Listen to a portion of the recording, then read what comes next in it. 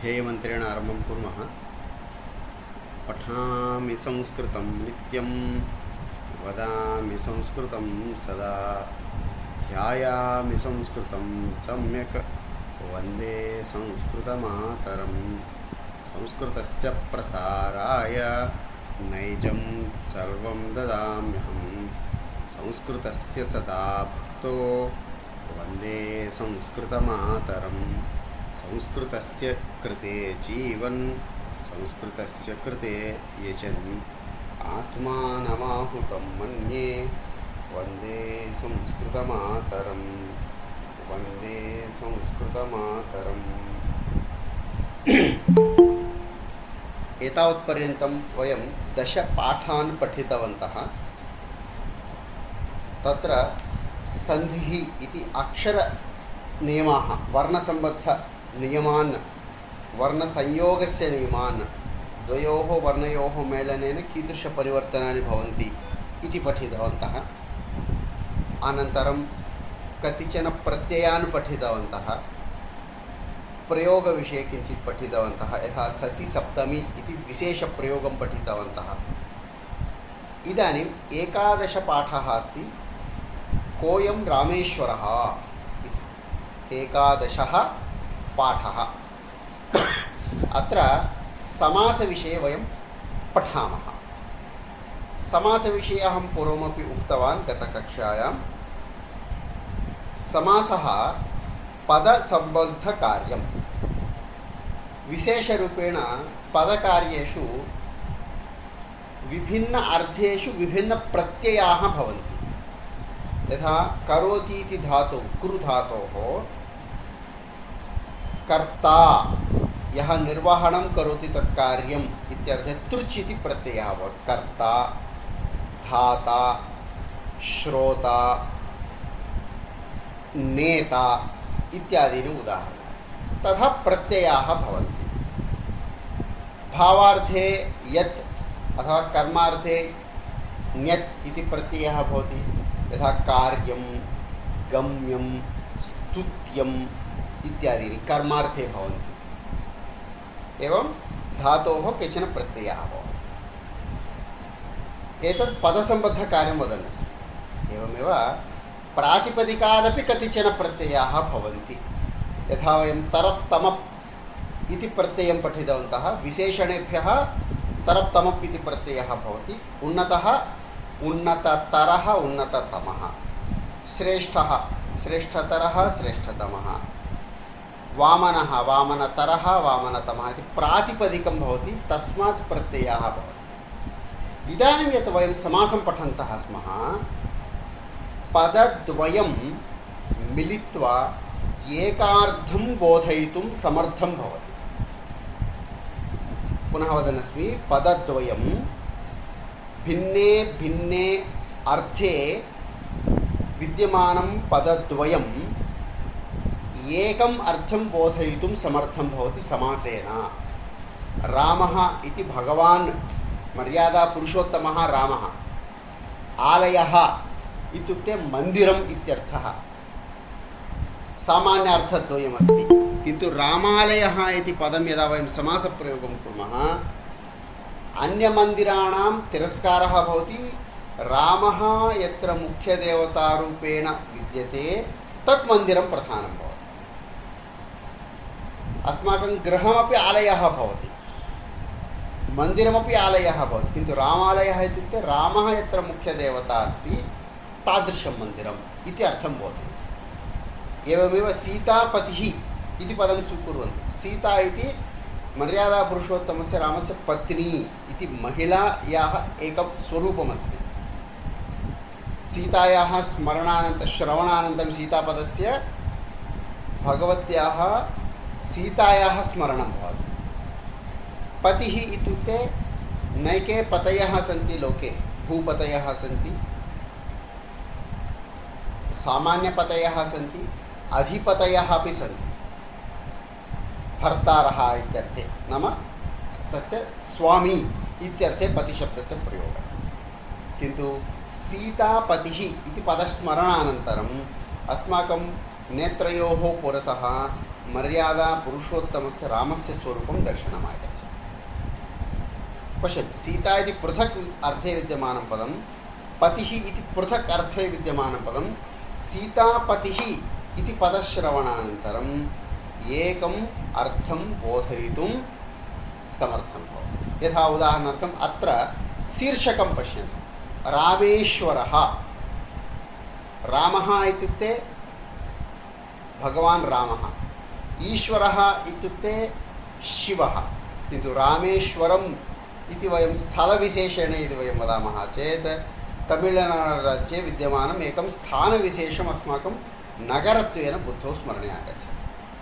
रामेश्वरम् अथवा रामः ईश्वरः, रामः एव यस्य पतिः अस्ति, स्वामी अस्ति, सः कः? भगवान् शिवः। रामः ईश्वरः यस्य सः इत्यपि अर्थं बोधयितुं वयं शक्नुमः। रामस्य एव ईश्वरः, रामस्य एव भगवान्, सः कः? भगवान् विष्णुः, शिवः अस्ति। तादृशम् एव अपि अर्थं वयं वक्तुं शक्नुमः। षष्ठी तत्पुरुषसमासः अपि भवितुमर्हति। नाम रामः पतिरूपेण यस्य अस्ति, आराध्यदेवरूपेण यः अस्ति, सः शिवः इत्यपि अर्थः अस्ति। रामस्य देवः भगवान् इत्यर्थेपि षष्ठी तत्पुरुषमपि कर्तुं शक्नुमः, बहुव्रीहिसमासमपि कर्तुं शक्नुमः। అంటే రాముడే దేవముగా కలిగిన ఈశ్వరుడు, రాముని యొక్క ఈశ్వరుడు అనే రెండు అర్థాలను కూడా రామేశ్వర శబ్దం నుంచి మనం తీసుకోవచ్చు. తదేవ समासस्य वैशिष्ट्यम् इति वयं स्वीकृत्य अग्रे विषयं पठामः। एतावत्पर्यन्तं स्पष्टमस्ति इति अहं चिन्तयामि। अत्र कोऽपि प्रश्नः अस्ति कस्यापि?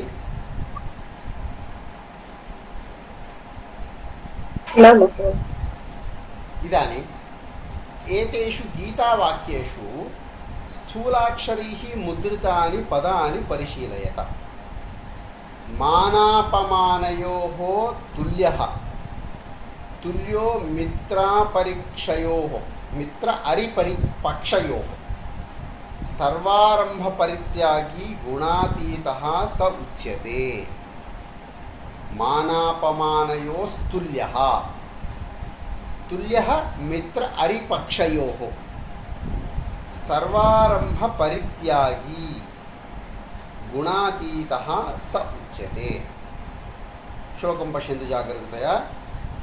तुल्यः समान व्यवहारवान्, అన్నిట్లలో సమానంగా చూసే వ్యక్తి తుల్యః. కస్మిన్? మాన అపమానయోః తుల్యః. మానము సమానం, అపమానం అపమానము, అనయోః ద్వయోః अपि సమాన వ్యవహారः यस्य भवति सः। మిత్రం, మిత్రం ఇత్యుక్తే సుహృత్. अरिः इत्युक्ते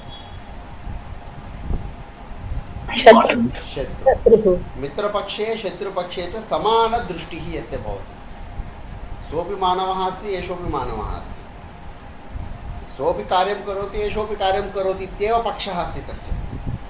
मित्रपक्षेपि शत्रुपक्षेपि समानदृष्टिः यस्य भवति, समानदृष्टिः इत्युक्ते ఇద్దరిని వ్యక్తులుగానే చూసేవాడు. అంటే కొంతమంది శత్రువుల్ని దూరం నుంచి చూడగానే కోపము, క్రోధము అనేటువంటి భావాలు వస్తూ ఉంటాయి. అలా కాకుండా మిత్రపక్షంలోనూ శత్రుపక్షంలోనూ కూడా రెండిట్లో కూడా సమానమైనటువంటి దృష్టి ఉండే వ్యక్తి. సర్వ ఆరంభ పరిత్యాగి, సర్వేషాం కార్యాణం ఆరంభः భవతి, नाम कार्याणाम् आरम्भः भवति। तत्सर्वं परित्यज्य सर्वत्रापि समान दृष्टिः, समान व्यवहारः। అన్ని పనులు మొదలు పెట్టకుండా అంటే వయం కిం కుర్మः, బహువిధ కార్యాన్ని కుర్వంతः గచ్చామः। సర్వ ఆరంభ పరిత్యాగి సహ సర్వవిధ కర్మ సిద్ధాంతస్య త్యాగం కృత్వా సమాన స్వభావం యస్య భవతి సహ గుణాతీతః, గుణాతీతుడు ఇది వయం వదామः। सः उच्यते इति। अत्र मान अपमानयोः इति पदद्वयमस्ति। मान अपमानयोः, राम सीता रामौ इव। अत्र अस्ति द्वन्द्वसमासः। मित्रारिपक्षौ, मित्र अरिपक्षयोः, अत्रापि द्वन्द्वसमासः अस्ति।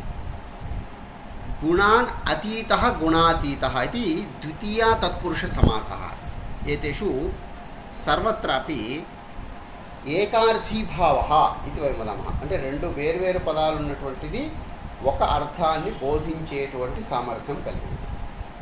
అగ్రిమ శ్లోకం పశ్యంతు. దృష్ట్వా తు పాండవానీకం, ఆనీకం నామ సైన్యం, పాండవానాం ఆనీకం పాండవానీకం, పాండవానాం సైన్యం ఇత్యర్థः. తత్రాపి పాండవాः పృథక్ సైన్యం పృథక్. అష్టాదశ అక్షౌహిణీ సేన తత్ర యుద్ధక్షేత్రే अस्ति. ఆ యుద్ధక్షేత్రంలో 18 అక్షౌహిణీల సేన ఉంది. किन्तु पाण्डवानिकमिति शब्दश्रवणेन पाण्डवानां सेना अस्माकं स्मरणे आगच्छति. कौरवाणां सेना सैन्यम् अस्माकं दृष्टौ नागच्छति. व्यूढं दुर्योधनस्तथा, युयुधानो विराटश्च, क्षम्यतां, दृष्ट्वा तु पाण्डवानीकं व्यूढं दुर्योधनस्तथा. अग्रिमं श्लोकं पश्यन्तु. युयुधानो विराटश्च द्रुपदश्च महारथः, महान् रथः यस्य, గొప్పది అయినటువంటి రథము కల వ్యక్తి మహారథः. యథా దశరథः इति वयं पश्यामः. दशसु दिक्षु यस्य रथः गतः अस्ति सः दशरथः. तथैव महान् रथः यस्य सः महारथः इति बहुव्रीहि समासः अस्ति. पाञ्चजन्यं हृषीकेशः, देवदत्तं धनञ्जयः, पौण्ड्रं दध्मौ महाशङ्खं भीमकर्मा वृकोदरः, श्रद्धाविरहितं यज्ञं तामसं परिचक्ष्यते. अत्र स्थूलाक्षरेषु यानि पदानि सन्ति तेषां विषये किञ्चित् अधः पश्यामः. मान अपमानयोः इति पदं. मानश्च अपमानश्च मानापमानौ, तयोः मानापमानयोः.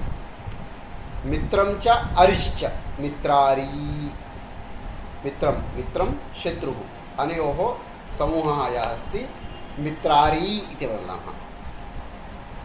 मित्रार्योः पक्षौ, मित्रारि पक्षौ, तयोः मित्रारि पक्षयोः. अग्रे गुणातीतः, गुणान् अतीतः गुणातीतः. पाण्डवानीकं पाण्डवानाम् आनीकं पाण्डवानीकम् इति अत्र एतावत्पर्यन्तं 1 2 3 4 इत्यत्र पूर्वं समस्तपदमस्ति. तस्य पुरतः विग्रहवाक्यमस्ति. इदानीं 5 6 7 8 9 वाक्येषु विग्रहवाक्यमस्ति. तदनुसारं श्लोके विद्यमानं समस्तपदं वयम् अत्र लिखामः. महान् रथः यस्य सः किं भवति? महारथः. महारथः. ऋषिकानाम् ईशः किं भवति? ऋषिकेशः. ऋषिकेशः इति भवति. समीचीनम्. अग्रे भीमं कर्म यस्य सः. भीमकर्मा. भीम అంటే గొప్పది ఇత్యర్థः. भीमकर्मा वृकोदरः इति पदम्. अस्तु. अग्रे वृकस्य उदरम् इव उदरं यस्य सः. वृकोदरः. वृकोदरः. वृकोदरः इति. श्रद्धया विरहितं. श्रद्धाविरहितं. श्रद्धाविरहितम् इति पदम्. समीचीनम्. एतेषाम् अत्र समासविषये वयम् अग्रे क्रमशः एकैकं पश्यामः।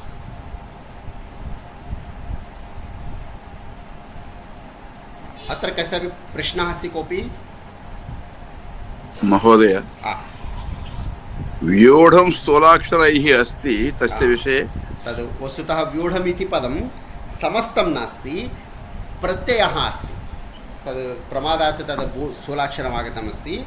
क्तप्रत्ययः अस्ति। वः धातुः क्तप्रत्यये वूढम् इति रूपं भवति। वि इति उपसर्गः, वः धातुः क्तप्रत्ययः। यथा गतं लिखितमिति अस्ति खलु, तथा व्यूढम् इति। अत्र समासः नास्ति, अपि तु क्तप्रत्ययः अस्ति। अतः व्यूढमित्यत्र समासः न स्वीकरणीयः। अस्तु, इदानीं समासप्रक्रियां वयं पश्यामः। समासस्य ज्ञानं प्राप्नुमः। एतां कथां सावधानं पठत। कदाचित् देवर्षिः, देवानां ऋषिः देवर्षिः। अत्र देवशब्दः अस्ति भगवद्वाच्यः, ऋषिशब्दः सामान्यमनुष्यवाच्यः, नाम तपश्चर्यां यः करोति। किन्तु देवानाम् एव ऋषिः यस्य सः इति, देवानां ऋषिः इत्यर्थे देवेषु विद्यमान ऋषिगुणयुक्तः नारदः स्मरणे आगच्छति। देवाः स्मरणे नागच्छन्ति, ऋषयः अपि स्मरणे नागच्छन्ति, किन्तु नारदस्य स्मरणम् आगच्छति। अथवा अन्यदेवर्षयः ये सन्ति तेषां स्मरणे आगच्छति। पश्यन्तु, एतदेव एकार्थीभावः इति वदामः। देवानां ऋषिः नारदः इतस्ततः अटन् आसीत्। इतस्ततः इत्युक्ते ఇటు అటు తిరుగు. समीचीनं समीचीनं उत्तमं। तदा सः तपोबलेन, तपसः बलं तपोबलं, తపోబలము ఇత్యుక్తే తపస్సు యొక్క బలము, తపస్సు చేసిన దాని వల్ల సాధించిన బలము ఇత్యర్థం. తపోబలేన దృష్టవాన్ యత్ పురుషోత్తమః నారాయణः దాశరథిः భూత్వా. పురుషోత్తమः, పురుషేషు उत्तमः, पुरुषोत्तमः. कः सः? नारायणः, विष्णुः, हरिः दाशरथिः भूत्वा. दशरथस्य पुत्रः दाशरथिः. अत्र तद्धितप्रत्ययः कश्चन अस्ति, वयम् अग्रे पठिष्यामः. दाशरथिः इत्युक्ते दशरथस्य पुत्रः इत्यर्थः. दाशरथिः भूत्वा, दशरथस्य पुत्रः भूत्वा भूलोके समुद्रतटे, सागरस्य तीरे, समुद्रस्य तटं, समुद्रतटे षष्ठी तत्पुरुषसमासः, शिवलिङ्गस्य पूजां कुर्वन् आसीत्, कुर्वन् अस्ति। ततः तत्र गतः कलहप्रियः. कलहः प्रियं, ప్రియః యస్య సహ. కలహములు అంటే గొడవలు పెట్టడం అనేటువంటిది ఎవరికైతే ఇష్టమో సహ ఇది బహువ్రీహి సమాసः. కలహప్రియः నారదः పూజానిరతం, పూజాయాం నిరతం, పూజానిరతం సప్తमी తత్పురుషసమాసः. अत्रापि समासः अस्ति.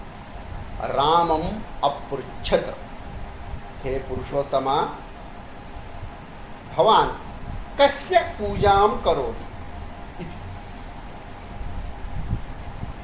भक्तवत्सलः रघूत्तमः.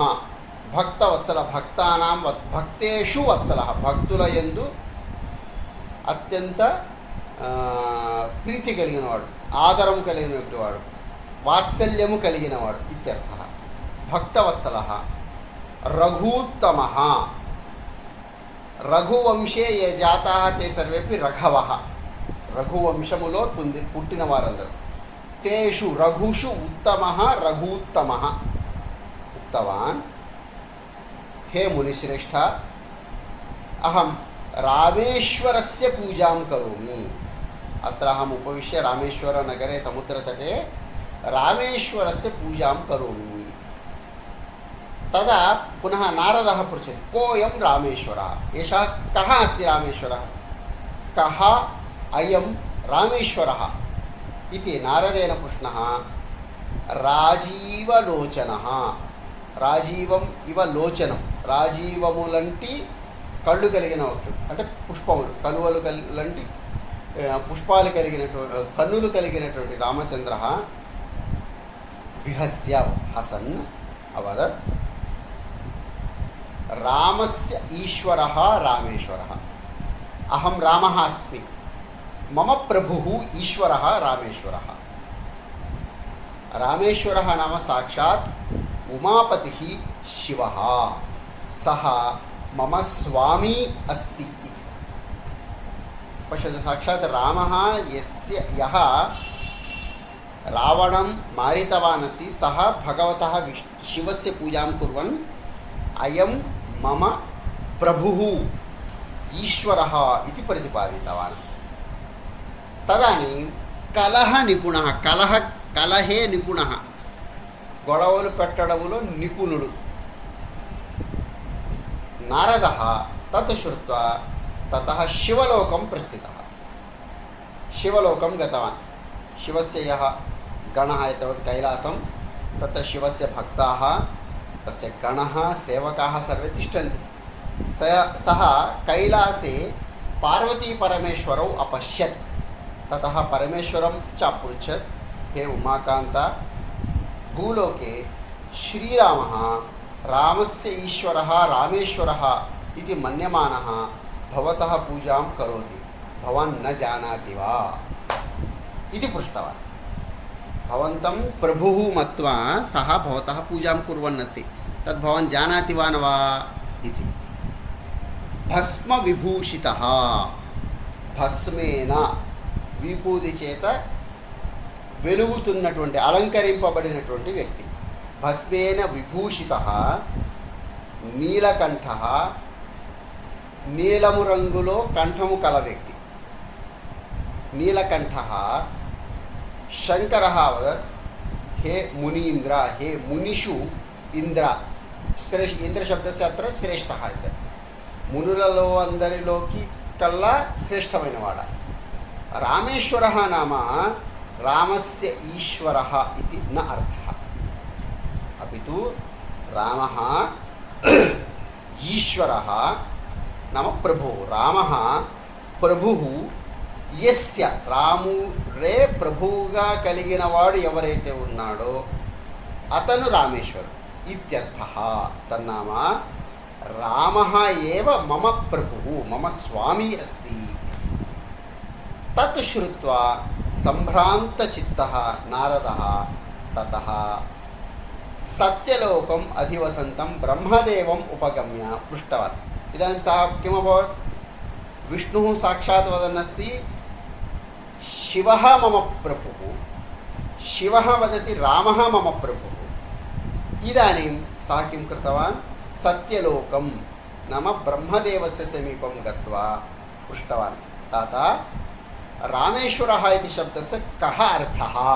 ताता इत्युक्ते सः पिता अस्ति तस्य ब्रह्मदेवस्य पुत्रः अस्ति नारदः अतः तं पितरं पृच्छति ताता रामेश्वरः इति शब्दस्य कः अर्थः। इदानीं सः वदति रामस्य ईश्वरः अथवा उत इत्युक्ते अथवा इत्यर्थः रामः ईश्वरः यस्य इति वा इति। चतुराननः ब्रह्मदेवः वदति वत्स एतदुभयमपि न साधु एतदुभयमपि साधु समीचीनं नास्ति। रामेश्वरः नाम रामश्च असौ ईश्वरश्च रामुडे ईश्वरुडु ईश्वरुडे रामुडु असौ इत्युक्ते अतने इत्यर्थः। रामः एव ईश्वरः ईश्वरः एव रामः इति अर्थः अर्थात् रामः एव ईश्वरः ईश्वरः एव रामः इति तौ द्वौ अपि अभिन्नौ इति अभिन्नौ इत्युक्ते वेरु कादु इत्यर्थः। ब्रह्मणः वचनं श्रुत्वा नारदः विस्मितः अभवत्। सः एतं श्लोकं वदन् ततः निर्गतः। विष्णुः तत्पुरुषं ब्रूते बहुव्रीहिं महेश्वरः उभयोरप्यतृप्तात्मा विरिञ्चिः कर्मधारयम्। विष्णुः रामः किमुक्तवान्? तत्पुरुषसमासः, षष्ठी तत्पुरुषसमासम् उक्तवान्। रामः रामस्य ईश्वरः, रामस्य प्रभुः रामेश्वरः इति। विष्णुः किं ब्रूते, किं वदति? तत्पुरुषसमासः। शिवः महेश्वरः किं वदति? बहुव्रीहिं ब्रूते।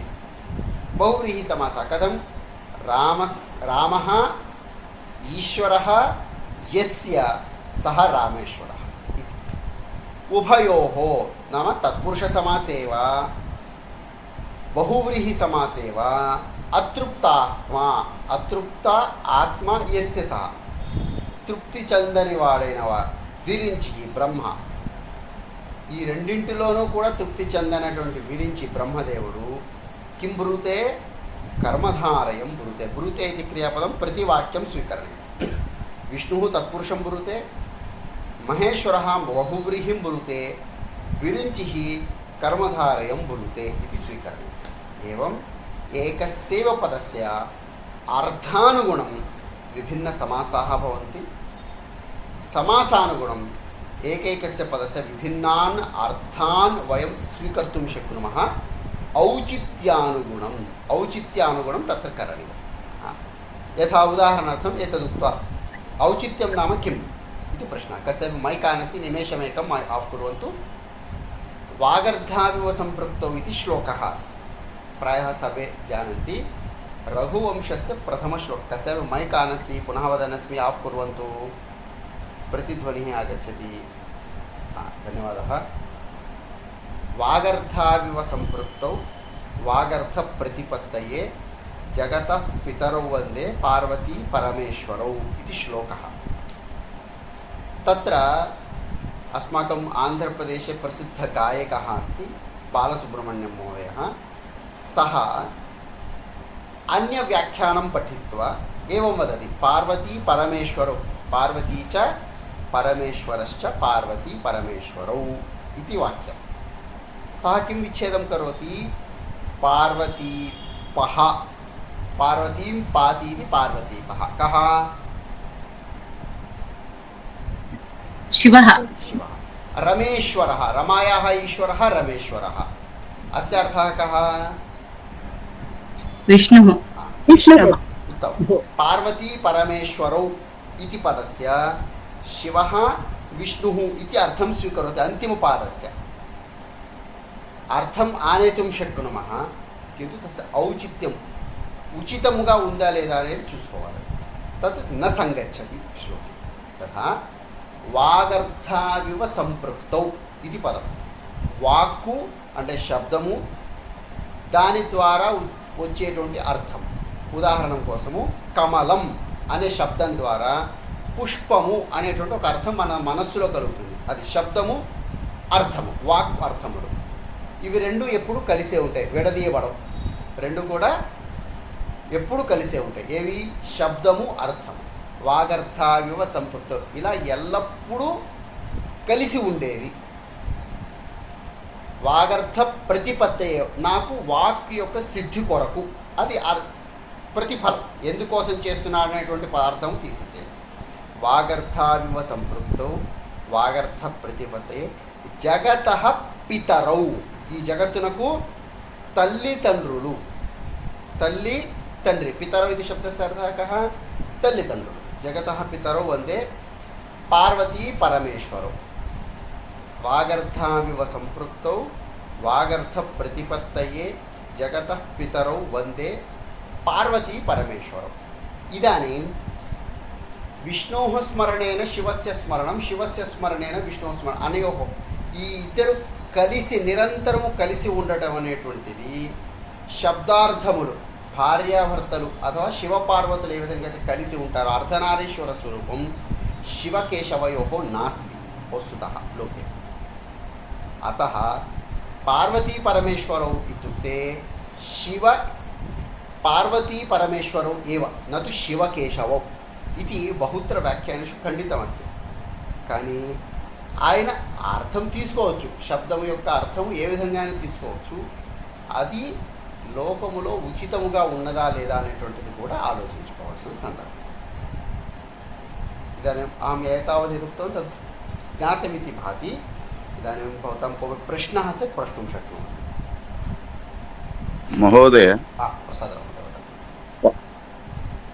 क्वा धातोः केन प्रत्ययेन योजनेन क्वः पदं निष्पद्यति? तत्र पातिपातः पान्ति इति धातुः, तत्र कप्रत्ययः आ इति लघु लघु प्रत्ययाः सन्ति बहवः। कर्तृर्थे गच्छति इति गः, न गच्छति इति नगः इति अस्ति खलु, तादृश क अथवा तादृशप्रत्ययाः सन्ति, द्रष्टव्यमस्ति मयापि। प्रत्ययाः तु सन्ति, का अथवा आ इति प्रत्ययः।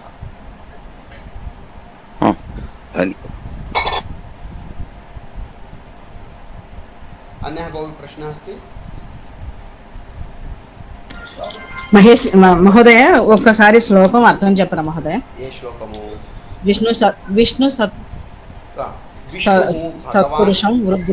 वद वद वद। विष्णुः भगवान्, विष्णुः नारायणः, मैक् आफ् करोतु, अन्येपि श्रोतुं शक्नुमः। विष्णुः रामः तत्पुरुषं ब्रूते, तत्पुरुषसमासः इति वदति। कस्य? रामेश्वरः इति शब्दे तत्पुरुषसमासः, यथा रामस्य ईश्वरः, रामुनि योक्क ईश्वरुडु, तत्पुरुषसमासः। महेश्वरः बहुव्रीहि समासं वदति। बहुव्रीहि समासम् అని అంటున్నాడు. బహువ్రీహి సమాసం ఇత్యుక్తే రాముడే ప్రభువుగా కలిగినవాడు ఎవడో అతడు. ఇది బహువ్రీహి సమాసస్య విగ్రహవాక్యం. అగ్రమే పఠామः. రాముని యొక్క ఈశ్వరుడు, రాముడే ఈశ్వరుడిగా కలవాడు. రెండిట్లో భేదం. బహువ్రీహి సమాసానికి తత్పురుషుకి సమాసానికి అర్థం.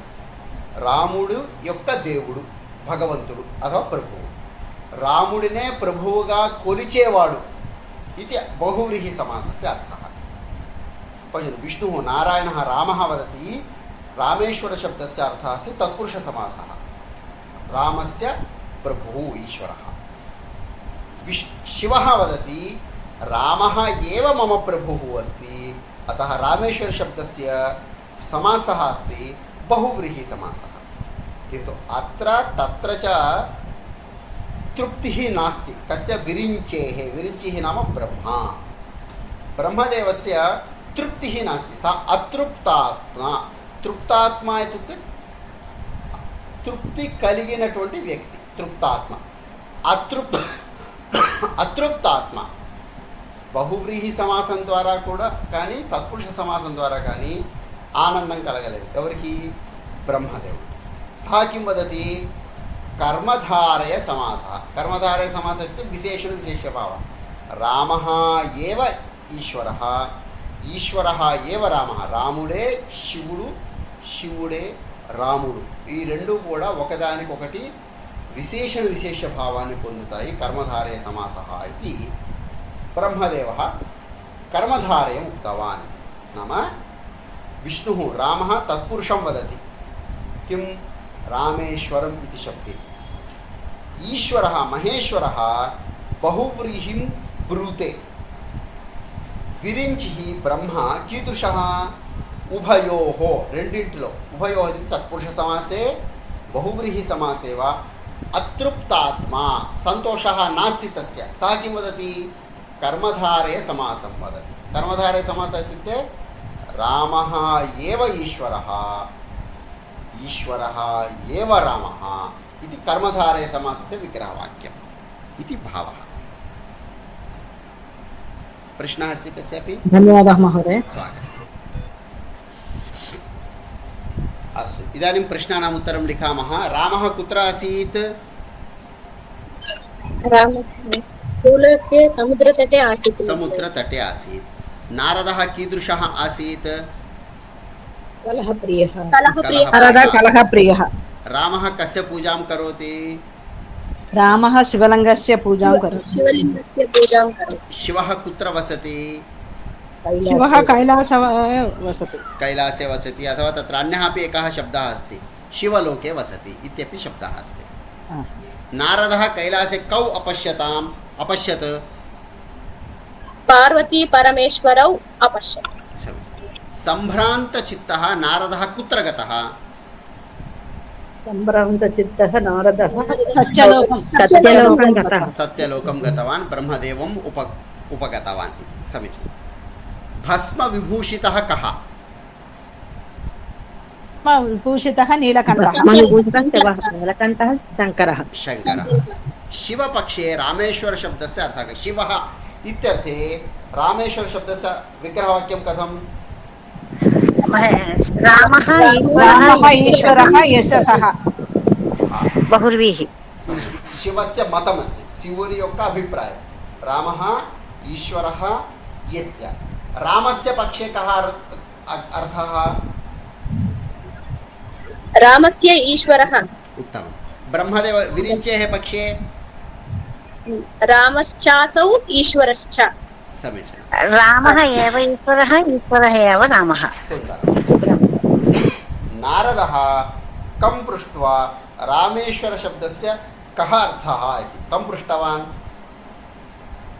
ब्रह्मदेवं पृष्टवान् नारदः ब्रह्मदेवं पृष्टवान् कौ अभिन्नौ स्तः रामेश्वर अभिन्नौ स्तः रामेश्वरौ अभिन्नौ स्तः औकारो स्पष्टम् उत्तमम् अस्तु इदानीम् अत्र स्थूलाक्षरेषु मुद्रितानि अत्र वयं लिखामः भवन्तः द्रष्टुमपि शक्नुवन्ति एतानि पदानि सावधानं परिशीलयत द्वयोः पदयोः त्रयाणां पदानां वा मेलनेन एतानि पदानि सिद्धानि सन्ति जागरूकतया पश्यन्तु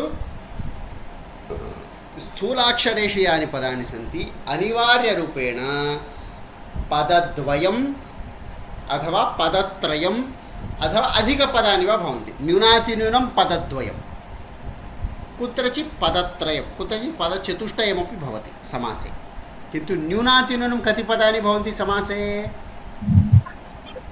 द्वे पदे द्वे पदे पदद्वयम् अवश्यं भवति तदा एव समासः भवति एकस्य पदस्य समासः न भवति अत्र जानीत किञ्चित् जानातु समासशब्दस्य पदयोः योजनं समसनं समासः समसनं समासः इति वदामः समसनम् इत्युक्ते किं द्वयोः पदयोः योगः मेलनम् इत्यर्थः बहूनि पदानि यत्र संयोज्य एकपदत्वेन उक्तानि सन्ति तत्र समासः इति ज्ञातव्यम्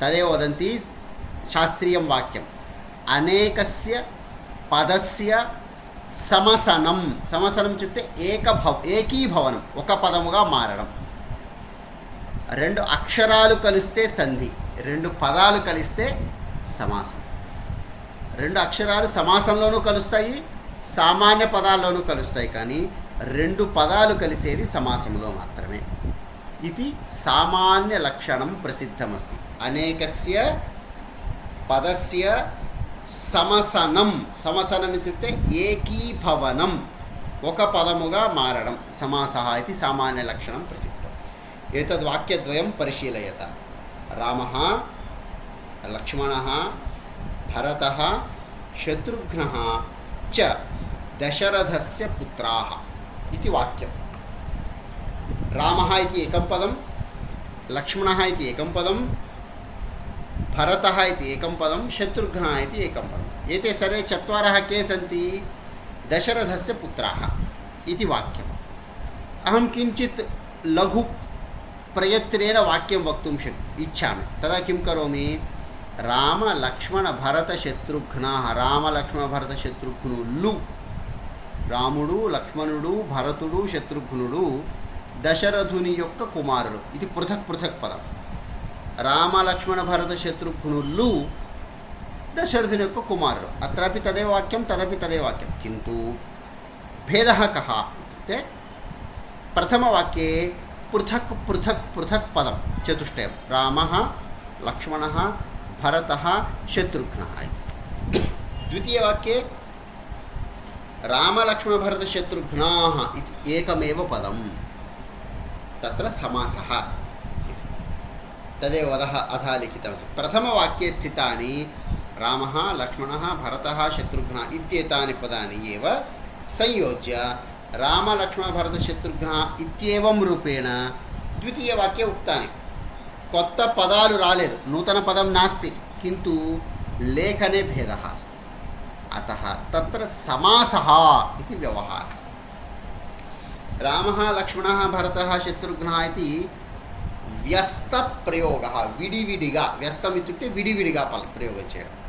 రామలక్ష్మణభరతశత్రుఘ్నः इति సమస్తప్రయోగः, కలిపి చెప్పడం, సమాసము చేసి చెప్పడం. समासे इति समस्तप्रयोगः, व्यस्तप्रयोगः समस्तप्रयोगः इति भेदः अवगतः. दशरथस्य पुत्रः इति व्यस्तप्रयोगः, दशरथपुत्रः इति समस्तप्रयोगः. सीतायाः पतिः इति व्यस्तप्रयोगः, सीतापतिः इति समस्तप्रयोगः. हस्तपदः. एष एव भेदः. रामस्य आलयः इति व्यस्तप्रयोगः, रामालयः इति समस्तप्रयोगः. समस्तपदः. एवं समस्तव्यस्तप्रयोगः इति भेदं. नाम सामान्यवाक्यमपि भवितुमर्हति, समासोऽपि भवितुमर्हति.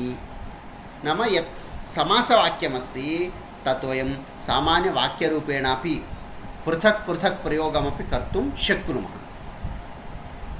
एतावत्पर्यन्तम् एकः विषयः समाप्तः. अग्रे समासं यदा वयं कर्तुं गच्छामः अथवा समाविषये यदा पठितुम् इच्छामः, अवश्यं केचन विषयाः ज्ञातव्याः सन्ति. ते के?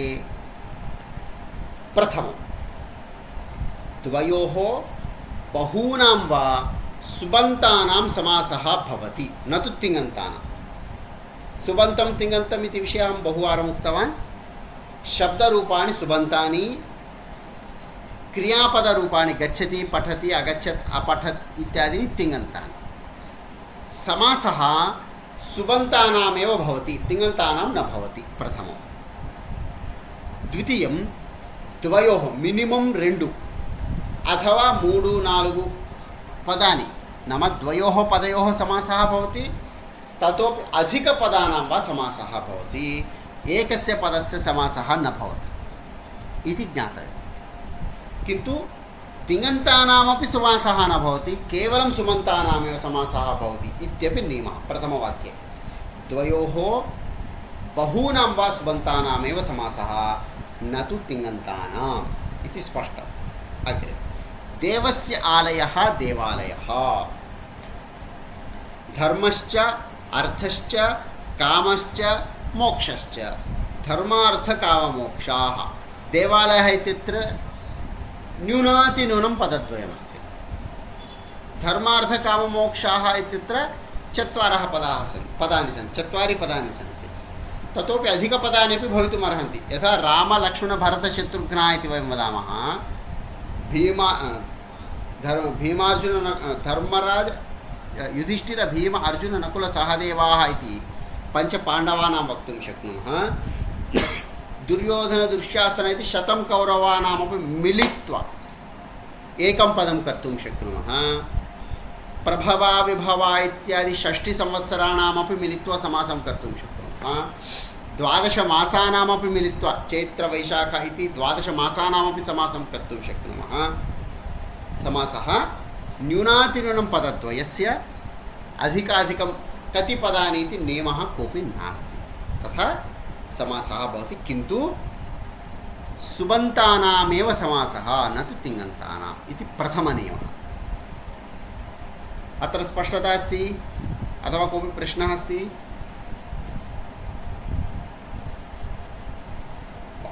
ओके, द्वितीयनियमं पश्यामः. परस्परम् अन्वितयोः सुबन्तयोः एव समासः. इदानीं देवस्य आलयः देवालयः ఒకదానికి ఇంకోదానికి సంబంధం ఉంది వాక్యంలో. ధర్మ అర్థ కామ మోక్షములు ఈ రెండు ఒకదానికి ఇంకోదానికి సంబంధం ఉంది. అన్వయం అంటే సంబంధం. అటువంటి సంబంధము కలిగినటువంటి పదాల మధ్యలోనే సమాసం జరుగుతుంది. సంబంధ రహితమైనటువంటి పదాలలో సమాసం జరగదు. పరస్పరం అన్వితయోः సుబంతయోः ఏవ సమాసः భవతి. యత్ర परस्परम् अन्वयः नास्ति तत्र समासः न भवति. उदाहरणं पश्यन्तु. राज्ञः पुत्रः राजकुमारुडु इत्यर्थे. राज्ञः पुत्रः राजपुत्रः, अत्र द्वयोः अन्वयः अस्ति. అంటే ఈ శబ్దము ఆ శబ్దానికి, ఆ శబ్దం ఈ శబ్దానికి సంబంధం ఉంది.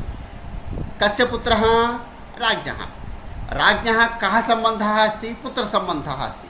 ఈ రెండిటికి ఒకదానికి ఇంకొకటి సంబంధం ఉంది. తయోః సమాసः భవితుम् అర్హతి. దర్శనం ప్రాప్తం రాజ్ఞः, రాజ్ఞः దర్శనం ప్రాప్తం అస్తి, రాజు యొక్క దర్శనం దొరికింది, ఫుల్ స్టాప్. పుత్రः చోరస్య ధావతి, చోరస్య పుత్రः ధావతి. రెండవ వాక్యం, పుత్రుడు పరిగెడుతున్నాడు. ఎవరి పుత్రుడు? దొంగ యొక్క కుమారుడు. దాని రాజపుత్రः इति పూర్వతనవాక్యే, రాజ్ఞः इति షష్ఠీ విభక్తిः, పుత్రः इति ప్రథమా విభక్తిः. అత్రాపి రాజ్ఞः పుత్రः ఇది పార్శ్వే పార్శ్వే, పక్కపక్కనే ఉన్న రెండు పదాలు. ఆ రెండు పదాల మధ్యలో రాజ్ఞపుత్రः అన్నట్లుగా చదివేస్తే దర్శనం ప్రాప్తः రాజపుత్రः చోరస్య ధావతి ఇది భవతి. తాదృశ ఈ రెండు వేరువేరు వాక్యాలు. కహ ధావతి? పురస్య పుత్రः धावति. राज्ञः इति केन सह सम्बन्धः अस्ति? पुत्रस्य दर्शनेन सह सम्बन्धः अस्ति. अत्र राज्ञः पुत्रस्य द्वयोः सम्बन्धः एव नास्ति अस्मिन् वाक्ये. तादृशसन्दर्भे समासः न भवति, तदेव लिखितम्. अत्र अन्वयः सम्बन्धः राज्ञः दर्शनेन सह अस्ति. पुत्रस्य अन्वयः सम्बन्धः चोरे अस्ति. अतः राजशब्दस्य पुत्रशब्दस्य च सम्बन्धः अस्मिन् वाक्ये नास्ति. రాజపుత్రः అనేటువంటి సమాసము రాజు యొక్క కుమారుడు అనే అర్థంలో వస్తుంది. అలా అని ఆ రెండు పదాలు పక్క ఉండగానే ప్రతి చోట సమాసం చేయకూడదు. ఒకటి ఇంకో దానికి సంబంధమై ఉండాలి. అటువంటి చోట మాత్రమే సమాసం చేయాలి. ఇది సమాసస్య నియమः. ఇక్కడ రాజపుత్ర అనేటువంటి సమాసం జరగదు. ఎందుకని? మొదటి వాక్యంలో ఉన్న రాజ్ఞ అనేటువంటిది దర్శనంతో సంబంధం ఉంది. రెండవ వాక్యంలో ఉన్నటువంటి పుత్రుడు చోరునితో సంబంధం ఉంది. రాజపుత్రుల ఈ రెండు శబ్దాలకు రెండవ ఉదాహరణలో దర్శనం ప్రాప్తం రాజ్ఞ పుత్ర చోరస్య ధావతి అనేటువంటి వాక్యంలో ఈ రెండు పదాలకు సంబంధం లేదు. మొదటి ఉదాహరణలో సంబంధం ఉంది కాబట్టి అక్కడ సమాసము జరిగింది. ఇక్కడ సంబంధం లేదు కాబట్టి సమాసము జరగదు. రాజపుత్రः इति అత్ర సమాసः न भवति. కారణం పరస్పర అన్వయ అభావాత్, అన్వయము లేని కారణము చేత. ఇది ద్వితీయ నియమः. అంటే ఒక పదము రెండవ పదముతో సంబంధము కలిగినటువంటి పరిస్థితుల్లో మాత్రమే సమాసం చేయాలి, కానీ పక్క పక్కన ఉన్నాయి కదా అని సమాసం చేయడానికి లేదు అని తాత్పర్యం. నియమద్వయం వయం పఠితవంతः. అత్ర కోపి ప్రశ్నः अस्ति कस्यापि?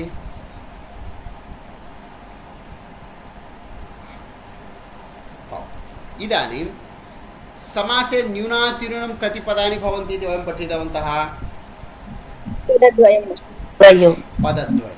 तत्र पूर्वं यद् भवति तस्य नाम अस्ति पूर्वपदम्, अनन्तरं यद् भवति तस्य नाम उत्तरपदं. सीतापतिः इत्यत्र पूर्वपदं किम्? सीता. उत्तरपदं किम्? पतिः. राजपुत्रः इत्यत्र पूर्वपदं किम्? राजा पूर्वपदम्, उत्तरपदं पुत्रः. पुत्र. यथा योगानाम् ईश्वरः योगेश्वरः, अत्र योगशब्दः पूर्वपदं भवति, ईश्वरशब्दः उत्तरपदं भवति इति तृतीयनियमः. यतः अग्रे अग्रे एतत् सर्वं स्मरणं भवेत् अस्माकं. पूर्वपदम् उत्तरपदम् इति आगच्छति. समासस्य अर्थं बोधयितुं वयं वाक्यं वदामः. यथा सीतापतिः इत्यस्य अर्थः कः? सीतायाः पतिः. राजपुत्रः इत्यस्य अर्थः कः? रामेश्वरः इत्यस्य कः अर्थः? रामस्य ईश्वरः. एतद् वाक्यं यदस्ति तस्य नाम विग्रहवाक्यम्. एतस्य नाम अस्ति विग्रहवाक्यं. कृपया एकक्षणं तिष्ठन्तु.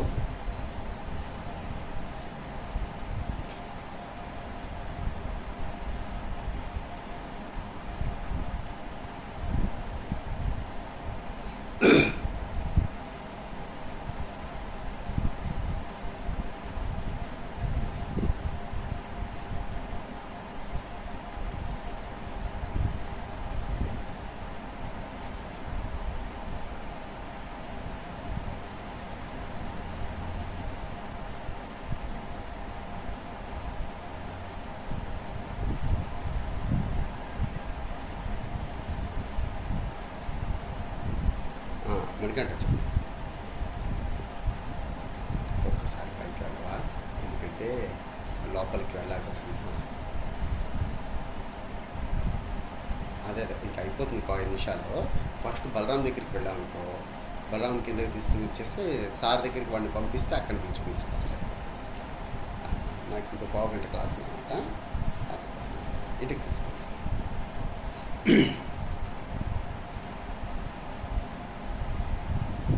श्रूयते खलु मम वचनम्? महोदय श्रूयते। इदानीं समस्तपदस्य अर्थं बोधयितुं वयं यद् वाक्यं वदामः तत् सामान्यं वाक्यं नास्ति, विग्रहवाक्यम् इति नाम टर्मिनालजि, पारिभाषिकशब्दः अस्ति विग्रहवाक्यं। समासे पूर्वपदं भवति, उत्तरं पदं भवति, समस्तपदस्य अर्थं बोधयितुं यत् वाक्यं वयं वदामः तस्य नाम अस्ति विग्रहवाक्यं। यथा पुरुषोत्तमः इति पदं, तत् कीदृशं पदं? समस्तं पदं। पुरुषः इति सामान्यं पदम्, उत्तमः इति सामान्यं पदं, पुरुषोत्तमः इति समस्तं पदं, समस्तप्रयोगः। पुरुषेषु उत्तमः इति व्यस्तप्रयोगः, तस्यैव नाम अस्ति विग्रहवाक्यम्। समस्तप्रयोगः व्यस्तप्रयोगः, व्यस्तप्रयोगे यत् वाक्यं भवति तस्य नाम विग्रहवाक्यम्। अत्र विग्रहवाक्ये पुरुषेषु इति सप्तमी विभक्तिः, उत्तमः इति प्रथमा विभक्तिः च श्रूयते, किन्तु समासे कृते समासानन्तरं तयोः द्वयोः अपि विभक्त्योः लोपः भवति। समासं చేసిన వెంటనే అవుతుంది ముందరి పదము యొక్క విభక్తి వెళ్ళిపోతుంది, తర్వాత పదము యొక్క విభక్తి కూడా లోపం అయిపోతుంది. ఆ తర్వాత దాన్ని మనం ఏ విధంగా వాడుకోవాలో ఆ విభక్తిని మళ్ళీ మనం కలుపుతాం. దాని పురుషోత్తమః, రామః పురుషోత్తమః, రామం మర్యాదా పురుషోత్తమः, क्षम्यतां श्रीरामः पुरुषोत्तमः, श्रीरामं डैश नमामि। अत्र किं पदं भवति?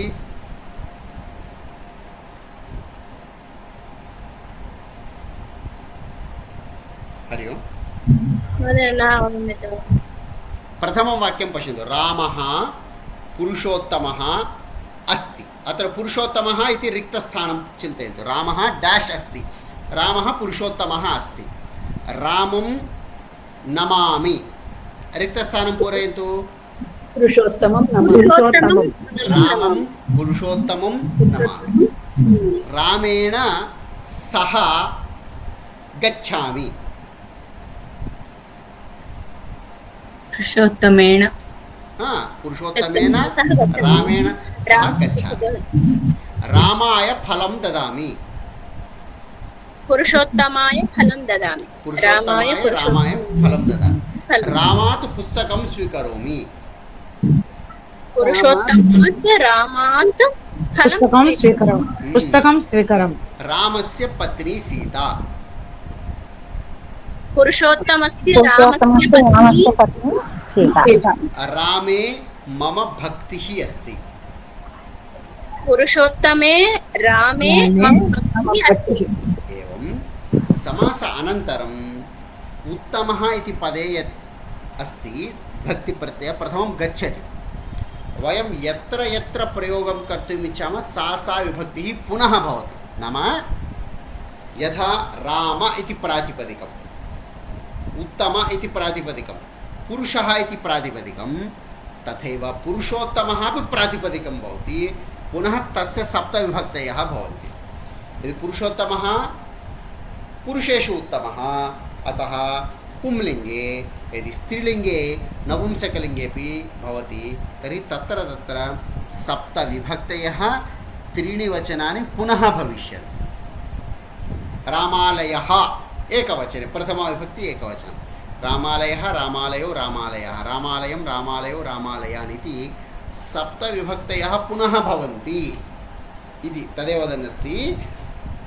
अत्र विग्रहवाक्ये पुरुषेषु उत्तमः, पुरुषेषु इति सप्तमी विभक्तिः, उत्तमः इति प्रथमा विभक्तिः, समासे कृते तयोः द्वयोः अपि विभक्त्योः लोपः भवति सप्तविभक्तिः अपि गच्छति पुरुष इति तिष्ठति उत्तमः इत्यत्र प्रथमाविभक्ति विसर्गः गच्छति उत्तम इति तिष्ठति पुरुष उत्तम अनन्तरं सन्धिं करोतु पुरुषोत्तम एतत् प्रातिपदिकं मूलपदं भवति पुनः सप्तविभक्तयः भविष्यन्ति लोपः भवति एवं पुरुषोत्तम इति शब्दः जायते नूतनं पदं भवति एतत् समासानन्तरम् एतत् नूतनं पदं भवति ततः समस्ते पदे प्रातिपदिकम् इति हेतोः प्रथमादि इत्युक्ते प्रथमा द्वितीया तृतीया चतुर्थी पञ्चमी षष्ठी सप्तमी इति सप्तविभक्तयः अपि योज्यन्ते यथा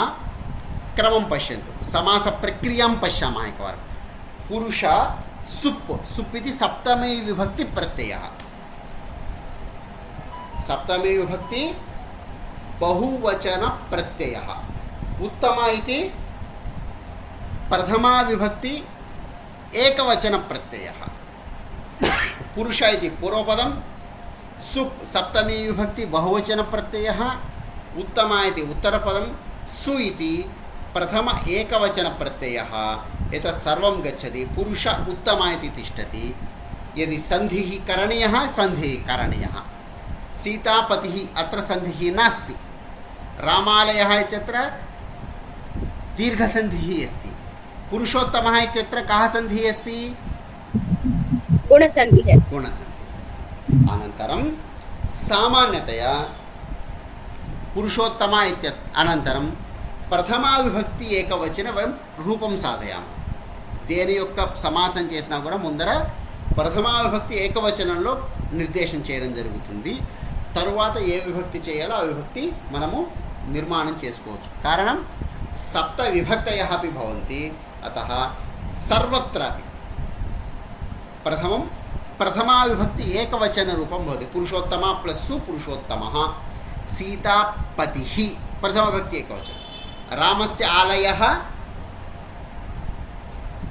रामालयः रामालयः ग्रन्थस्य आलयः ग्रन्थालयः इति प्रथमा विभक्ति एकवचन प्रथमं रूपं चिन्तयामः अनन्तरम् अपेक्षानुसारं सप्तविभक्तयः अपि भविष्यन्ति इदानीं समासभेदाः एतावत्पर्यन्तं कस्यापि सन्देहः आसीत् प्रष्टुं शक्नोति प्रथमं महोदय आं प्रसादमहोदय वदतु समासः इत्यस्य पदस्य विवरणं ज्ञातुं शक्यते समसनं समासः इति सम् इति उपसर्गपूर्वक असधातु अस्ति स्तः सन्ति इति अस्ति खलु तस्मात् ल्युट् प्रत्ययः इति सामान्य विभागः सम् इति उपसर्गः असधातु अस्ति स्तः सन्ति इति असधातुः ल्युट् पठनं लेखनम् इति क्रियार्थकं ल्युट् प्रत्ययः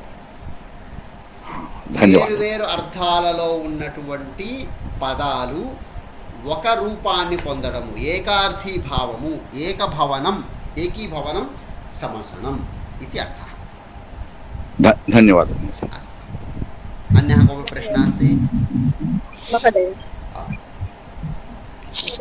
अत्र पूर्व उत्तरपदे विभक्तिप्रत्ययं गच्छन् अनन्तरं महोदय एतदपि प्रातिपदिकं भवति सत्यं धन्यवादः किमर्थं वयं महोदय प्रथमा विभक्ति वदन् अनन्तरं विभक्तिरूपाणि वदामि किमर्थं तत् सः नियमः यतः समासानन्तरं रूपाणि बहुविधानि परिवर्तन्ते तद् अग्रे अग्रे यदा भवति अहं स्पष्टं करोमि समासप्रक्रियायां नियमः इदानीं पुरुषोत्तमः इति पुंलिङ्गे अस्ति उत्तमशब्दस्य कदाचित् स्त्रीलिङ्गे भवति कदाचित् नपुंसकलिङ्गे भवति पुंलिङ्गमेव पदम् अग्रे अग्रे नपुंसकलिङ्गेपि भविष्यति नपुंसकलिङ्गे विद्यमानं पदं पुंलिङ्गे आगच्छति भिन्नभिन्नसमासेषु अतः प्रक्रियायां किं भवति पूर्वपदस्य विभक्तिप्रत्ययः आगच्छति उत्तरपदस्यापि विभक्तिप्रत्ययः आगच्छति अनन्तरं तत् पदं पुंलिङ्गे करणीयं वा स्त्रीलिङ्गे करणीयं वा इति निर्णयः करणीयः ततः परं रूपाणि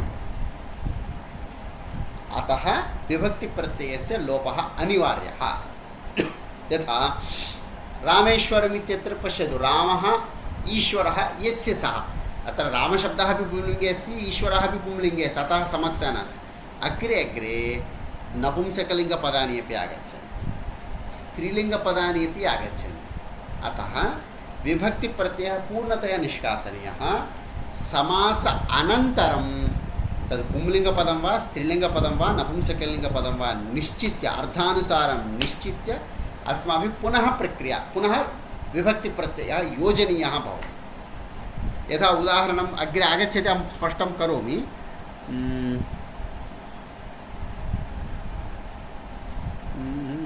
अहं वदामि महोदय वदतु किं वदतु वदतु पीतवत्सा पीतवत्सः यस्याः सा पीतवत्सः यस्याः सा बहुव्रीहि समासे पीतः पीतवत्सा इति वयं वदामि पीतं दुग्धं पीतं पीतवत्सा तस्य विग्रहवाक्यं किमस्ति पुनः वदतु एकवारं पीतः वत्सः यस्याः सा पीतवस्त्रं यस्याः इति खलु महोदय धेनुः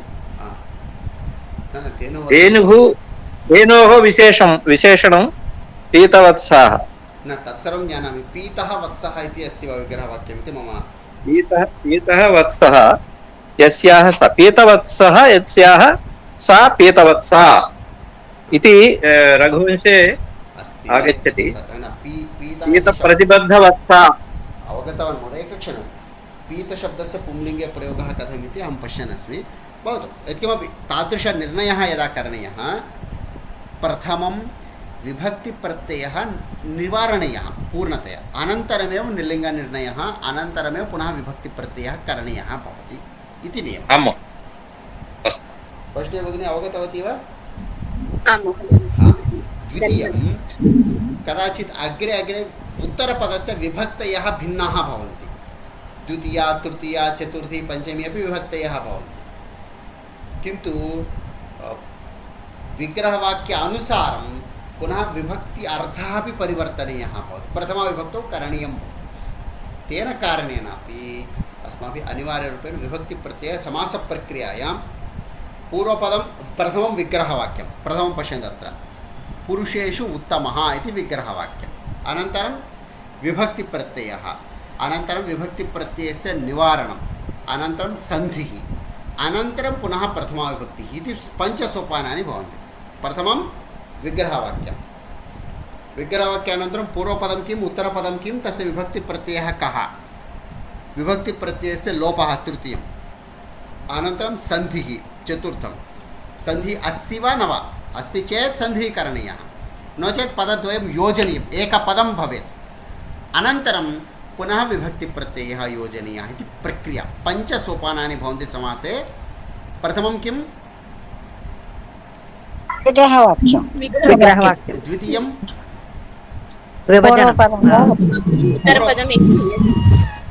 पूर्वपदम् उत्तरपदम् अनयोः विभागः प्रत्ययस्यापि विभागः तृतीयं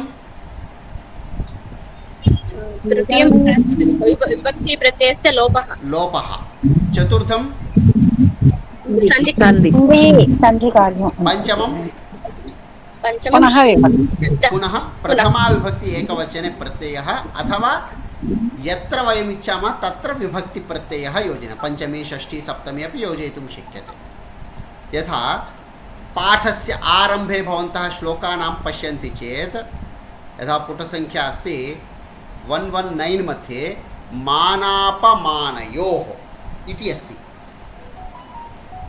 मानश्च अपमानश्च इति पदद्वयं मानश्च इत्यत्र का विभक्तिः अस्ति अपमानश्च इत्यत्र प्रथमा विभक्तिः अस्ति किन्तु पदे मानापमानयोः इत्यत्र का विभक्तिः अस्ति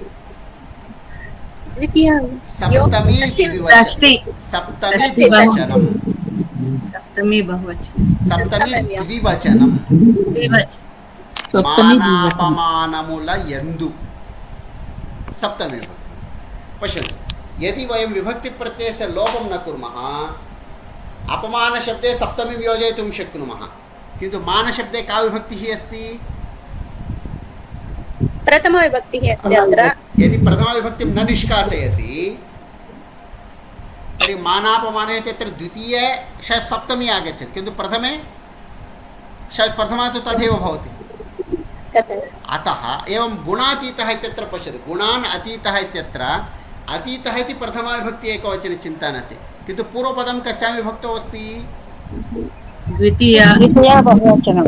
अतः पूर्वपदेपि विभक्तिप्रत्ययः निष्कासनीयः, उत्तरपदेपि निष्कासनीयः। अनन्तरं सन्धिं कृत्वा यस्यां विभक्तौ, यथा मानापमानयोः इति सप्तम्याम् अपेक्षितं, मानश्च अपमानश्च मानापमानौ तयोः सप्तमी द्विवचनं, मित्रारिपक्षौ तयोः सप्तमी द्विवचनं, गुणान् अतीतः गुणातीतः तम् आवश्यकं चेत् तं गुणातीतं, तृतीया गुणातीतेन, चतुर्थी गुणातीताय इति वयं वक्तुं शक्नुमः। एवमेव पाण्डवानीकम् इत्यादिषु सर्वत्र। तथा विग्रहवाक्यं, विग्रहवाक्यानन्तरं विभक्ति पूर्वपदम् उत्तरपदं, पूर्वपदयोः विभक्तिविभागः, तृतीयसोपान विभक्तिप्रत्ययस्य लोपः, चतुर्थं सन्धिः, पञ्चमम् अन्तिमं च सोपानं पुनः विभक्तिप्रत्ययस्य योजनम् इति क्रमः। एतानि पञ्चसोपानानि सर्वदा अस्माभिः स्मरणीयानि सन्ति समासप्रक्रियायाम्। अत्र कोऽपि प्रश्नः अस्ति कस्यापि? महोदय, अत्र गुणान् अतीतः इत्यत्र उत्तरपदस्य विभक्तिप्रत्ययः लोपः भवति इति अहं मन्ये महोदय, परन्तु करणीयमेव अस्ति। इदानीम् अत्र प्रथमायाम् अस्ति, अतः प्रथमायाम् अस्ति इति भवती चिन्तयति, किन्तु मानापमानयोः इत्यत्र का विभक्तिः अस्ति? सप्तमी द्विवचनम् अस्ति खलु, योजनीयं खलु नूतनविभक्तिः। नूतनविभक्तिः योजनीया इत्युक्ते किं करणीयं? प्रथमं प्राचीनं निष्कासनीयं। प्राचीनं न निष्कासयति, नूतनं कथं योजयति?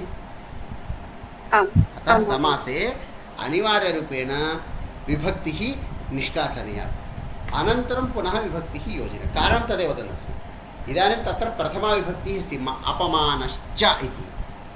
यदि भवती प्रथमाविभक्तिं न निष्कासयति, सप्तमी स्वयम् आगच्छति वा? नास्ति। यत्र पूर्वमेव अस्ति प्रथमा, तत्र द्वितीया तृतीया इति अन्यविभक्तिः नागच्छति। यत्र एका विभक्तिः अस्ति तत्र द्वितीयविभक्तिः नागच्छति इति नियमः। रामः इति अस्ति, षष्ठीविभक्तिः करणीयः चेत् कस्य करणीयं? रामस्य करणीयं। राम इति पदस्य एव करणीयं, रामः इति पदस्य न करणीयं। रामेण इति पदस्य तृतीयविभक्तिः राम इति पदात् एव भवति, न तु रामः अथवा रामस्य अथवा रामाणाम् इति विभक्तिप्रत्यययोजितपदस्य पुनः द्वितीयविभक्तिः न भवति। मूलप्रातिपदिकस्यैव विभक्तिः करणीया। अतः समासेपि प्रातिपदिकं निष्कासनीयं। प्रथमं प्रातिपदिकं निष्कासनीयम् इत्युक्ते विद्यमान विभक्तिप्रत्ययः निष्कासनीयः एव, तद्विना प्रातिपदिकं न भवति। तत् यदि प्रातिपदिकं न भवति, नूतनविभक्तिप्रत्ययः पुनः न भवति इति नियमः। अस्तु, इतः अग्रे समासभेदाः, समासः कतिविधः अस्ति, तत्र के नियमाः सन्ति इत्यादि विषयान् वयं पुनः श्वः नाम शनिवासरे पुनः वयं पठामः। अत्र कस्यापि प्रश्नः स्यात् प्रष्टुं शक्नुमः।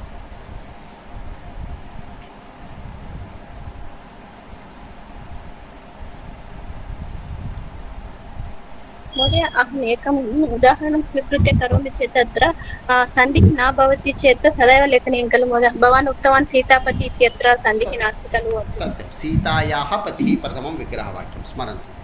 सीतायाः पतिः, सीता प्लस् षष्ठीविभक्तिप्रत्ययः, अनन्तरं पतिः प्रथमाविभक्तिप्रत्ययः।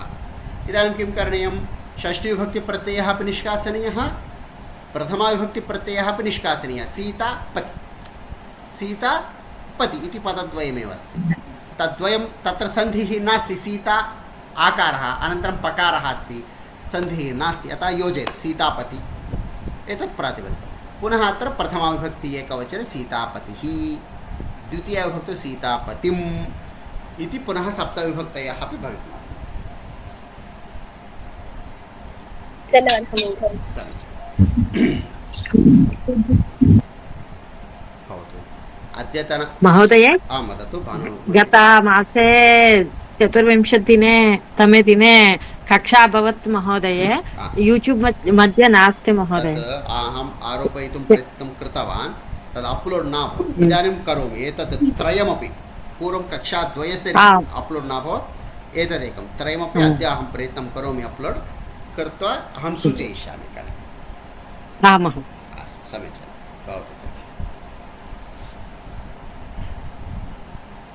भवतु तर्हि वयमत्र समापयामः कक्षां शनिवासरे पुनः रात्रौ वयं मिलामः सर्वे भवन्तु सुखिनः सर्वे सन्तु निरामयाः सर्वे भद्राणि पश्यन्तु मा कश्चित् दुःखभाग् भवेत् ॐ शान्ति शान्ति शान्तिः नमो नमः धन्यवादाः महोदय स्वागतं धन्यवादः महोदय। स्वागतं धन्यवादः धन्यवादः महोदय।